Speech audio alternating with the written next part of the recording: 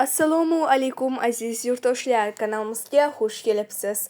Hozir taniqli shifokor, olima Oydin Solihning Haqiqiy tibbiyot kitobini audio shaklida e'tiboringizga havola etamiz. U kishining ilmi va tajribasi barchamizga foydali bo'lishiga ishonamiz. Ushbu loyihani Oydin Solihning xotirasiga bag'ishlaymiz. 40-qism. 3 kunlik ochlik. Ochlikning ilk kuni xuddi bir kunlik ochlikda bo'lgani kabi saharda suv ichiladi, so'ng iftor va saharda bir narsa yemasdan 3 kun ketma-ket roza tutiladi. Og'ir kasalliklarga chalinganlar 3 kunlik rozani 7 kunlik oraliq tanaffuslar bilan 7-21 marta amalga oshirishlari kerak. 3 kunlik rozaning barcha kasalliklarga foydasi bor. Rozalarning oxirida avval meva sharbati, so'ng meva, undan so'ng salat yeyiladi. Faqat kechqurun sabzili ovqat yeyish mumkin. 10 kunlik ochlik. O'simtalar, ya'ni shish, og'ir suyak xastaliklari, ruhiy kasalliklar, tutqanoq, ya'ni epilepsiya va multipl skleroz kabi nevrologik kasalliklar, yurak tomir xastaliklari va barcha og'ir dardlardan 10 kunlik ochlik qutqaradi. Chunki yuqorida aytilgani kabi ochlik faqat 5-7 kundan so'ng hujayralarga tushadi va o'zgargan hujayralarni yaxshilaydi, yaxshilamaganlarni yo'q qiladi. Roza boshlashdan oldin kechqurun yanchilgan sano yoki magnezium sulfat olinadi va saharda 1-2 stakan suv ichiladi. Ichaklar bo'shamasa klizma qilinadi, chunki roza davomida ichaklar toza bo'lishi kerak. Ilk 3 kun iftorda 1-3 yutum, juda istalganicha suv ichish mumkin. 3 kundan so'ng iftor va saharda istalgancha suv ichish mumkin. Ichilgan suvning sifati juda muhimdir. Kunda 1-2 marta sovuqqa yaqin iliq yoki sovuq suv bilan g'usl qilinadi. Tahorat uchun ham, ichish uchun ham issiq suv qo'llanmasligi lozim, chunki ochlikda oshqozon bezlari ishlamaydi va ferment ishlab chiqarmaydi. Ichilgan va g'uslda qo'llanilgan issiq suv oshqozon bezlarini ishlatib yuboradi. Oshqozon bezlari esa ferment ishlab chiqara boshlaydi. Bunday holatda inson ro'zasini ochishga majbur bo'ladi. Ochlikda har xil joylarda og'riqlar, isitma, titrash, qusish, ich ketishi bo'lishi mumkin. Qondagi shakar va qon bosimi tushishi mumkin. Bularning barchasi normal holat bo'lib, yaxshilanishga ishoradir. Bu jarayon organizmning o'z holatiga ko'ra o'z ehtiyojini tartibga solishidir. Bu jarayonga aralashish, ya'ni uni to'xtatish uchun dori ichish to'g'ri emas. Bu holatlardan biri yoki bir qanchasi yuzaga kelsa, suv klizmasi qilinadi. Klizma yo'li bilan tashqariga chiqqan unsurlar ko'p bo'lsa, ochlik davomida 1-2 kunda bir klizma qilinaveradi. 10 kunlik rozani shu masalani tushungan bir doktor nazoratida amalga oshirish juda qulaydir. Bundan tashqari rozaning mohiyatini anglamagan doktorlardan uzoq turish lozim. Ochlik tugagandan keyingi 10 kunlik bosqich 10 kun ochlik kabi muhimdir. Bu kunlarda vujud yo'qolgan xasta hujayralarning o'rnini to'ldirish uchun sog'lom hujayralarni ko'paytirib, a'zolarni yangidan qurishni boshlaydi. Ya'ni tamomlangan rozaning natijasi bevosita bu 10 kun mobaynida yegan ovqatlarga bog'liqdir. Iste'mol qilingan ovqat meva, toza sabzi, rafina qilinmagan zaytun yog'i, tabiiy asal bo'lishi kerak. Suvga diqqat qilish lozim. 10 kunlik ochlikdan keyingi 1-kun. Ertalab toza siqilgan olma sharbati, greypfrut sharbati yoki limon sharbati yarimga yarim qilib suv qo'shilgan holda ichiladi va roza ochiladi. Siqiladigan mevalar chirimagan, ezilmagan bo'lishi lozim. Kechqurungacha taxminan 1-1,5 litr meva sharbati ichiladi. 10 kun rozadan so'ng ishtaha ochilmasa, rozani davom ettirish kerak. Ammo rozani davom ettirish uchun o'zida kuch topa olmaganlar o'zlarini qiynamay, ishtahalari ochilguncha meva sharbati ichishni davom ettirishlari mumkin. 2-kun. Ertalabdan tushgacha 4,3 meva sharbati va 4,1 suv aralashmasi ichiladi. Tushdan kechqurungacha har 3 soatda istalgan meva boshqa bir meva bilan aralashtirilmasdan yeyilishi mumkin. 3-kun.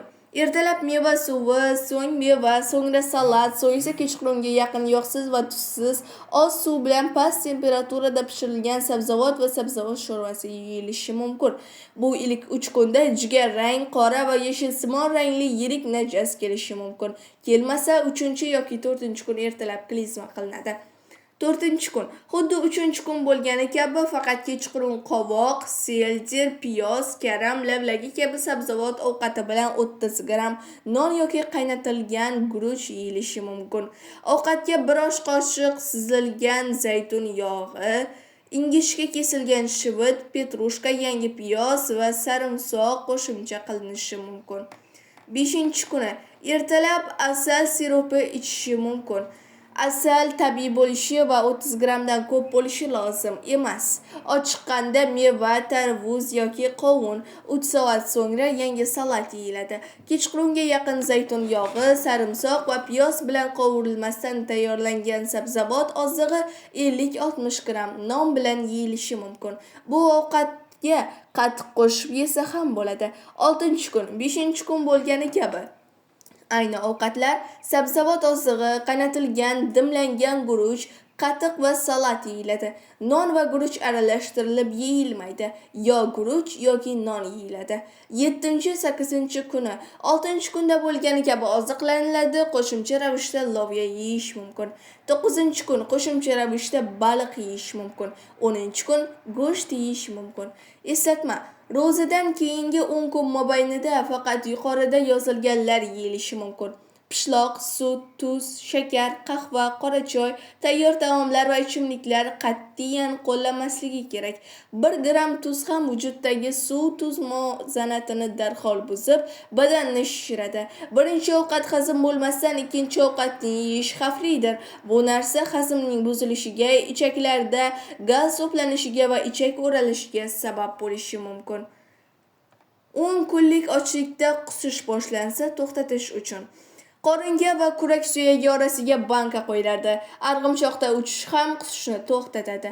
Ba'zan qusish bir necha kun, ya'ni 3-4 kun cho'zilishi mumkin. Bu holatda yalpiz, selder yaprog'i, limon po'sti, valeriana, behi va sirka hidlash to'xtamasa, yangi yanchilgan va to'yilgan qora qalampirni hidlash, shunda ham to'xtamasa, suv ichish, g'usl olish va klizma qilish kerak. Qusish shundan keyin ham to'xtamasa, olma chaynab suvni ishimish, qoldiqlarni tashlash kerak yoki greypfrut yo limon suvini so'rib ro'zani ochish mumkin. Ro'za shu shaklda ochilgandan keyin ham meva suvi ichish davom ettiriladi. Ro'zadan zarar kelmasligiga ishonib qusishga sabr qila olgan va ro'zani davom ettirgan inson ko'p kasalliklardan qutulishi mumkin. Chunki qusish miyada o'zgarishlar bo'lganligiga, vujuddan og'ir zaharlarning chiqqanligiga yoki jigar va taloqning og'ir xastaligiga ishoratdir. Tinmay qusishni to'xtatish uchun toshcho'p, ya'ni jambul va yalpiz damlanadi. Anor suvini qo'shib ichiladi yoki qaynatib qo'yilgan chinnigul suvi yutum-yutum qilib ichiladi. Limon suvi ichiladi yoki yutmasdan behi chaynaladi. 10 kunlik ro'zani yoshlar tez tuta oladi. 40 yoshdan oshgan shoshilinch bemorlar va juda ehtiyoj bo'lganlar avval 10 kun faqat greypfrut, sabzi va olma sharbati ichgandan va jigarni tozalagandan so'ng 10 kunlik ro'za tutishni boshlashlari mumkin. Ro'zaning sog'liq uchun hech bir zarari va zarar xavfi yo'q. Aksincha, foydasi katta bo'ladi. Faqat ro'zani to'g'ri tutish qoidalarini buzmaslik lozim. Bundan tashqari, 10 kunlik ro'zani tutish har kimga ham nasib qilavermaydi. Bir marta ochlik zavqini tatib ko'rgan kishi to'qlikdan mamnun bo'lmaydi, ochlikni sog'inadi. Bir qancha 10 kunlik ro'zadan so'ng inson o'zini juda sog'lom his etadi. Oziqlanish qonunlariga rioya qilgan, haftada 36 soat va oyda 3 kun hijriy oyning 13, 14, 15 kunlari och qolgan insonning vujudi sog'lom bo'ladi. Bundan tashqari badan ruh sog'ligining muvozanati yolg'iz 5 vaqt namoz bilan sog'lom bo'ladi. Bir kishi meni tozala deb Iso alayhissalomga iltimos qilganida Iso alayhissalom seni tozalayman, ammo sen uyingni, ya'ni vujudingni toza tutmasang, eski xastaliklar va gunohlar bu safar boshqalarni ham to'plab keladi deb javob bergan. Ochlik miyani joylashgan zararli dasturlardan tozalaydi. Tushunish, anglash, o'rganish quvvatini, konsentratsiya, ya'ni fikrni bir joyga to'plash qobiliyatini, ko'rish, eshitish, tatib ko'rish hissiyotlarini kuchaytiradi. Ochlikdan so'ng insonning ko'rgan tushlari go'zal, rangli va jonli bo'ladi. Bu darajaga yetgan inson uchun ilm olish va Qur'oni Karimni o'rganish vaqti kelganidir. Zero Qur'oni Karimdan shifo izlamagan shifo topa olmaydi. Qur'oni Karimning va farz ibodatlarning himoyasidan tashqarida qolgan inson bir tuzoqdan qutular-qutulmas boshqa bir tuzoqqa tushaveradi. Ya'ni aslida muolajaning mukammali Qur'oni Karim va ochlik bilan davolanishdir. Chunki Qur'oni Karimda va ochlikda insoniy qonunlar emas, ilohiy qonunlar ishga tushadi. Muolaja esa bu qonunlarga rioya etgan, moslashgan va vujudni himoya qilish mexanizmini ro'yobga chiqaradi. Ko'p yeyish, qo'shimcha moddali taomlarni iste'mol qilish va sintetik dori qo'llanish tufayli vujudda to'plangan moddalar ochlik vositasida organizmdan chiqarib tashlanadi. Qur'oni Karim oyatlari bilan esa hujayralarning zikri to'g'rilanadi. Albatta, uzoq muddatli va og'ir kasalliklar tufayli buzilgan a'zolarning batamom oldingi holiga qaytishi, sog'ayishi imkonsiz. Bu a'zolarning sog'aygan qismlari a'zoning ishlashini ma'lum darajada kompensatsiya qiladi. Misol uchun, sog'lom kishi 3-5 kishilik ovqatni bir o'tirishda yeb tugatishi mumkin. Bundan organizm zarar ko'radi, ammo so'ngra bu ishning uddasidan chiqadi.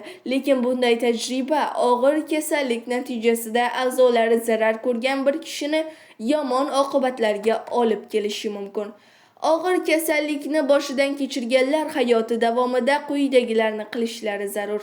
Tartib bilan meva sharbati, zulik qo'yish va qon oldirish bilan qonni tozalash, suv va ovqat sifatiga diqqat qilish, ovqatlarning hamma vaqt yangi va tabiiy bo'lganlarini, sabzavot, meva, asal, quruq mevalar kabi yangi unib chiqqanlarni afzal ko'rish, miqdoriga qarab oz yeyish lozimki, a'zolar bu yegan miqdorni hazm qilishda va tarqatishda qiynalmasin.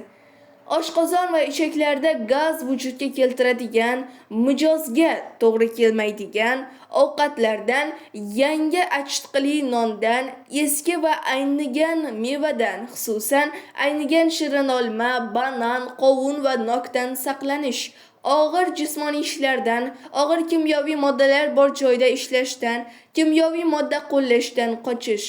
To'g'ri oziqlanish odatini o'rganib, oziqlanish qoidalarini buzmaslik va ichaklarning faoliyatini doimo nazorat qilish. Har yil yuqorida keltirilgan muolajani qilish va oyda 3 kun yoki haftada 1 kun ochlikni boshdan o'tkazish. Bu qoidalarning barchasiga bemorlar ham, sog'lom kishilar ham rioya etishlari kerak. Shu yergacha yozilgan barcha tavsiyalar va dorilar faqat kasallar uchun emas.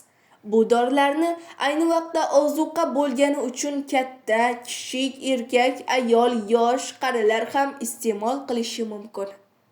Kanalimizni yo'qotib qo'ymaslik uchun kanalimizga obuna bo'lishni va videoga like bosishni unutmang.